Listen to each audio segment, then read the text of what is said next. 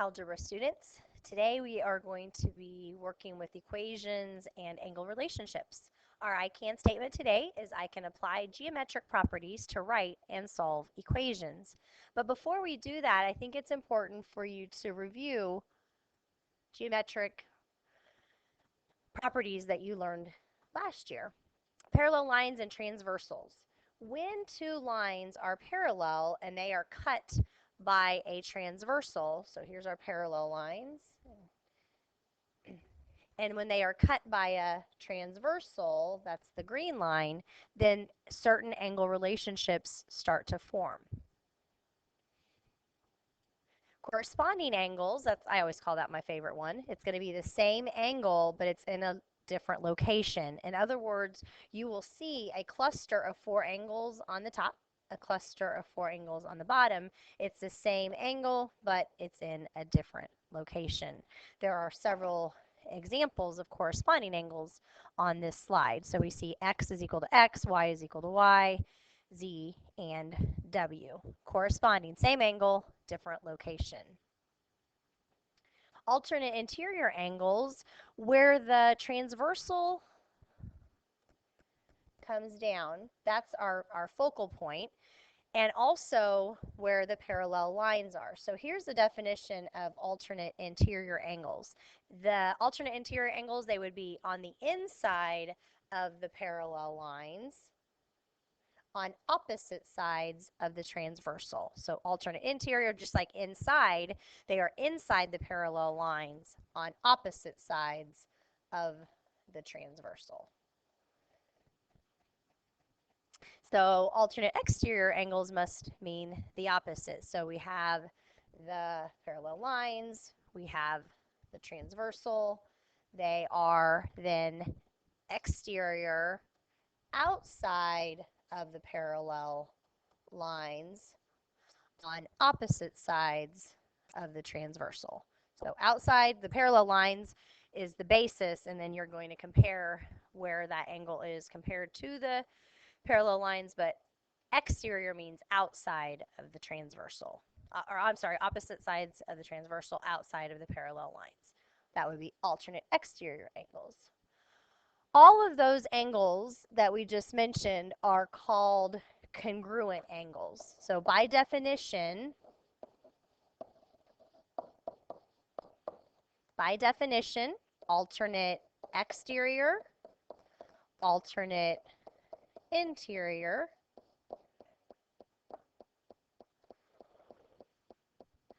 corresponding,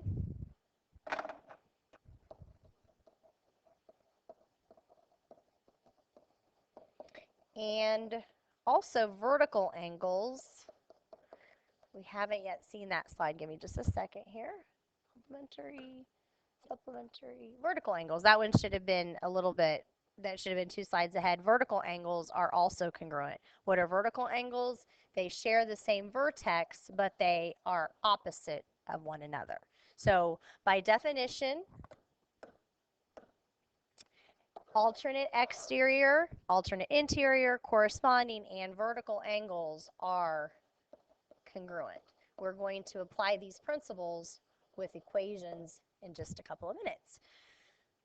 Another review would be complementary angles. What are complementary angles? Well, you can see right away that these 2 angles together form a right angle or a 90-degree angle. So we say that when 2 angles add up to be 90 degrees, they are complementary. I think of complementary as a little angle. What does that mean? Well, supplementary angles are angles that add up to be 180 degrees. So when you think of supplementing your income, that means to maximize your income or getting a second job to make your income grow. It's the same thing with supplementary angles. Those are going to be larger than complementary. So it's a little complement, and supplement means to get larger or bigger. So that's how I distinguish between complement and supplement. You can see that a 180-degree angle really just means that it's a straight line. Using those ideas, we're going to solve some equations. So number one, we're going to solve for n. The first thing I have to do is to decide what kind of angles am I looking at. Well, I see that these two angles together make a 180-degree angle. So by definition, these angles, whoops, I want to pin, are supplementary angles. So what does that tell us? Well, I know that if they are supplementary angles, then angle A plus angle B is equal to 180 degrees. A plus B equals 180 degrees. In other words, when I'm setting this up, I have a choice to make. I'm going to decide, am I going to set them equal to one another? No. I can clearly see that these two angles are not equal to one another. In fact, one is obtuse and one is acute, meaning obtuse angle would be greater than 90 and the acute angle would be less than 90 degrees. So when I set it up, that's kind of the important part. If I don't set it up correctly, obviously I have no chance of getting the answer right. So we want to make sure that we know that angle A plus angle B is equal to 180 degrees. From there, then our rules of solving equations apply. I want to circle 3n and n. You might sneak a 1 in there just so you don't forget to add it. And then I have my constants, positive 1, positive 5. So 3n and 1n gives me a 4n. 1 plus 5 is 6. Line up your equal signs, is equal to 180 degrees.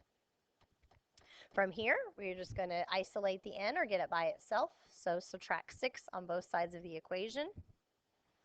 4n is equal to 174.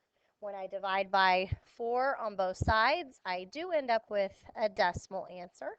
174 divided by 4 gives me 43.5. And in fact, instead of 0.5, I'd rather you write it as a fraction answer. Remember, now that we're in Algebra 1 and even moving into Algebra 2, it's best to express the remainder as a fraction if at all possible. So n is equal to 43 and a half. And if you want to add the degrees, you can. It's not wrong if you do not. So what do I need to remember about supplementary angles? When I add the angles together, they add up to be 180 degrees. Moving on to angle number 2. This time we're solving for y. Well, there's a couple of ways I could solve this problem. Right away I see a straight line, which is 180 degrees. So I could, if I wanted to, I could set this up. This is a 90-degree angle. So just like the last example, we could say A plus B is equal to 180 degrees. We could do that. In other words, I see that this angle A would be 6y minus 6 plus 90 degrees is equal to 180. That is one way to solve it. But I also see something else about this, and I know that if this angle is 90 degrees, then that means this angle is also 90 degrees. So really I could just set this up as 6y minus 6 is equal to 90 degrees. By definition of, which one is it this time? Complementary angles. Either way, you're going to get exactly the same answer. This is just going to eliminate a step. It's going to make it a little bit easier because I don't have to combine any like terms. But like I said, you'll get the same answer either way.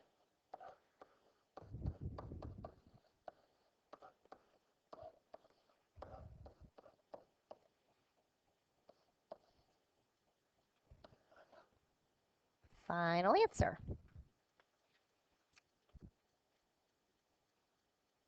Do you guys want me to finish this out? I guess I'll just go ahead and do that for you.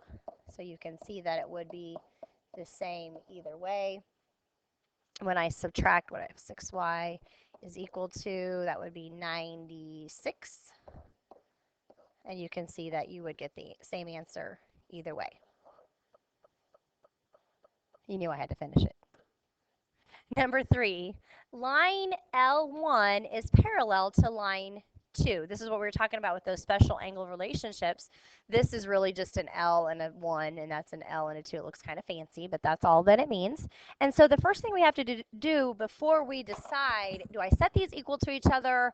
Do I add them up to be 90, or do I add them up to 180? A good starting point is just to identify what kind of angle we are looking for. So let me scroll back, and we're going to find it just as a reminder. No, it's not that one. Not that one. Nope, still not there. Alternate exterior, not so much. Alternate interior, nope. Corresponding, that's my favorite one. The same angle, but in a different location. So I'm going to say here, just as a reminder, corresponding angles. So by definition, what do we know about corresponding angles? Do they add up to be 90? Do they add up to be 180? No, they are equal to one another. So we have 3/5 x plus 5 is equal to 60. And we know what right away that when we have a fraction, the first thing that we should do is multiply by the common denominator. Our LCD in this problem is 5. So we're going to multiply by 5 on the left. We're going to multiply by 5 on the right. Slippery little sucker. When I multiply by 5, I almost dropped my marker. The 5s are going to cancel on this one, so we end up with 3x. 5 times 5 is 25. Line up your equal signs. 60 times 5 gives us 300. So from there, we want to subtract 25. 3x is equal to, what do I have? 300 minus 25 would be 275.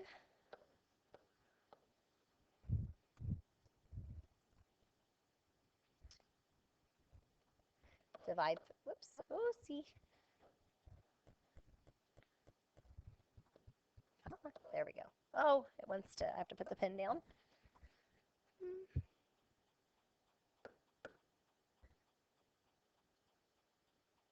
Pen down, extend. All right, now it'll let me finish. Sorry about that. Divide by 3. X is equal to 9, 1, and what do I end up with? 91 and 2/3. Once again, express the remainder as a fraction rather than 91.6 repeating. Number 4. Line L1, again, is parallel to line 2, and so we have to determine the angle relationship. I notice that this angle and this angle are inside of the parallel lines on opposite sides of the transversal. So you may have guessed it, these angles are alternate interior angles. By definition, alternate interior angles are congruent. Remember, when you get to this step and you're trying to decide, how do I set it up? Do they add up to be 90? No, clearly they don't make a right angle. Do they add up to be a straight line? No, they do not. They add up, and I can see that they are both acute angles, so that means that they are equal to one another. By definition, alternate interior angles are congruent. So we have 4c plus 2 is equal to 62 degrees. You can go ahead and stop the video, and you can work on out independently, or you can work it out with me. It's up to you.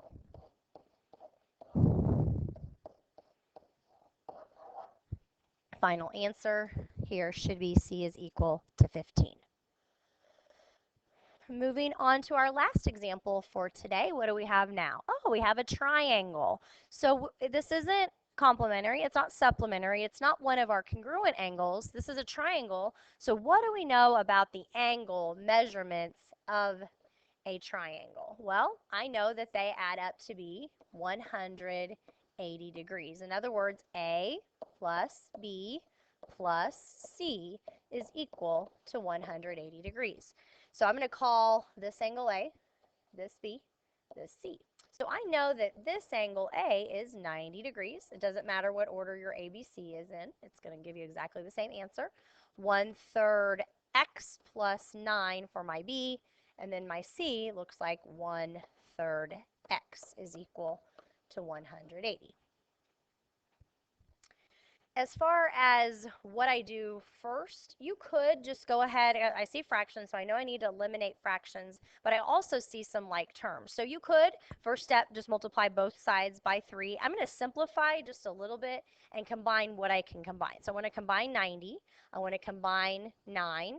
I want to combine 1/3 x and 1/3 x. I think it's probably just as easy to do that when you have a common denominator. So I have 2/3 x plus 99. In other words, go ahead and combine your fractions when you have a common denominator. Then you can think of getting rid of the fraction part. So we know that the common denominator, or LCD, is equal to 3.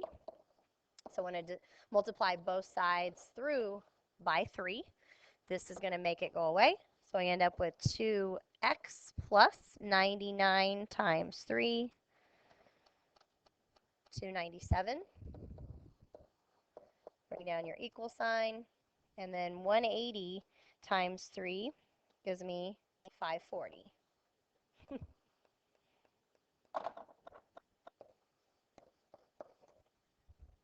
From here, we're going to subtract 297 on both sides of the equation.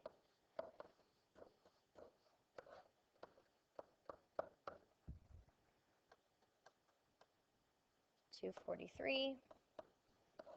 Divide through by 2. X is equal to, what do we have? 121 and a half. So in conclusion, just make sure that you're asking yourself when you're setting up these problems, do I add the angles up to be 90 degrees? Do I add the angles up to be 180 degrees? Or the last question is, are they equal to one another? That is going to do it for us solving equations with angles.